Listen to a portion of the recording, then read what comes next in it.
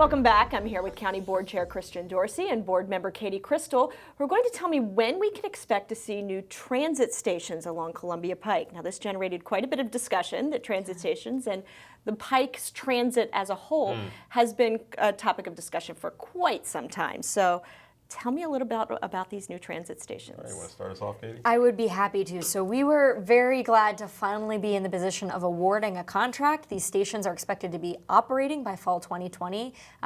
It is behind. This project is behind for a variety of reasons. Some are the stations have been reworked to bring down the cost. And a lot of it has to do with coordination with our partners at WMATA on bus service and beyond. The reality is that Columbia Pike is the busiest bus corridor in the Commonwealth of Virginia. It needs more than what folks think of as, somebody characterized it to me recently as a simple bus station with maybe a roof and a bench, right? This is a station that actually serves thousands of riders every day at peak times. And so what we're trying to build here is something that's probably a little more akin to what you might picture with a metro station platform, rather than that kind of traditional simple bench. So it's been a very involved project, and it's a really critical one. The ultimate goal here is to move as many bus riders as quickly as possible down Columbia Pike. And so these transit stations are designed to do exactly that. And if I could just make sure that we're very clear about this, because as you mentioned, Kara, this has been the subject for many years, and a lot of it has been misinterpreted.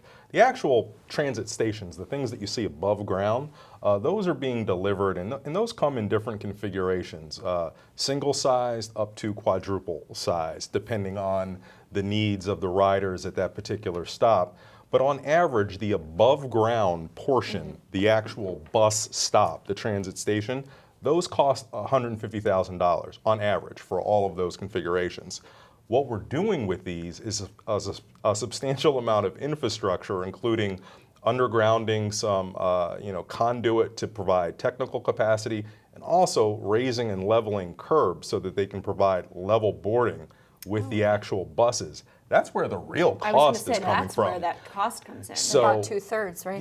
Yeah. So, as many people have been conditioned over the years to think that Arlington is pursuing these really extravagant, expensive Shelters. bus shelters, that's not the case at all. Those are very much in line with what you'd see anywhere else. It is the substantial amount of infrastructure that we're doing that is causing the kind of costs that make these about $400,000 per stop. But only a third of that is the actual structure thing. in and of itself. Yeah. Okay. So will these replace traditional bus stations as we have known them in the past, or are these additional stops? So these are going to replace existing bus stations, and we've seen a vision of this in Crystal City, for example, where there are a number of these types of stations already installed and in place as part of the Crystal City Potomac Yard Transit Way. So this is very similar. It's going to have its own look for Columbia Pike, but it's very similar to that concept. So we're bringing it to an area that, as Katie said, has, by virtue of demand, long needed it.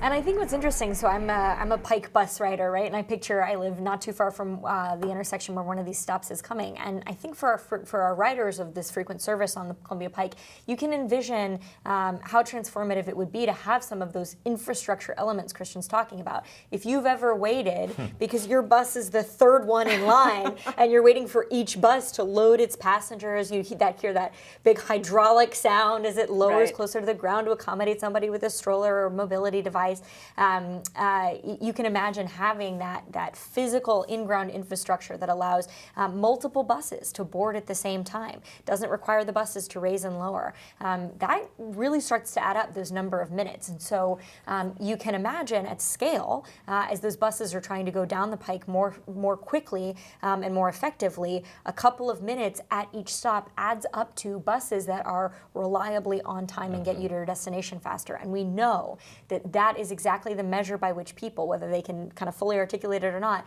decide whether to choose to ride the bus versus to drive. Taking a car. Yeah. Now, how do these stations fit into the broader Columbia Pike transit scene as it is? Well, you know, there is, I think a lot of people in our community expect that we're going to turn one dial and magically one new thing is going to appear, and it doesn't work that way. And already we've started delivering what we're calling the Premium Transit Network on Columbia Pike, which first began with consolidating the 11 different bus routes that go along Columbia Pike operated by Metro, WMATA. We consolidated those into about 5 so that it's much more user-friendly, that you understand where these buses are going to go and you don't have to remember the 16A, C, J, G, H, all of those things. You can have a more simplified approach. We have more work to do there.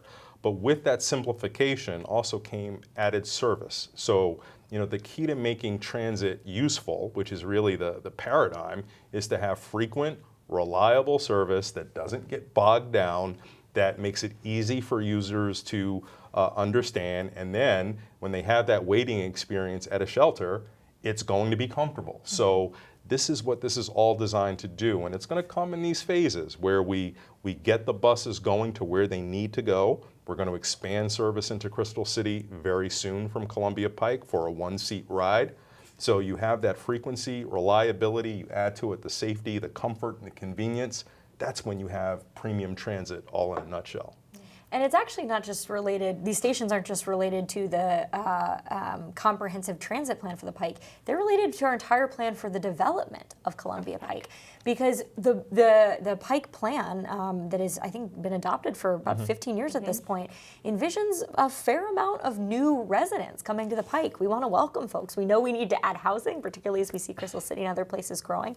But what Arlington has long tried to do is add residents without adding cars. And so having a system that is desirable, such that folks who might be coming to live in these future apartments being built along Columbia Pike or housing can choose and will choose buses because they're predictable, because they're speedy, because they're comfortable when they're waiting. It's all very much of a piece. And the infrastructure improvements Christian was describing, the kind of in-ground, that's a signal that transit is a fixed and serious part of the corridor. And for an area that we're trying to develop in a way that is just as transit-oriented as our rail corridors, but doesn't have the rail, that fixed infrastructure sends a really important message to the riders and to people who might be interested in building or starting a business on Columbia Pike, that this system of transit-oriented development that Arlington is built on is here to stay. And a priority.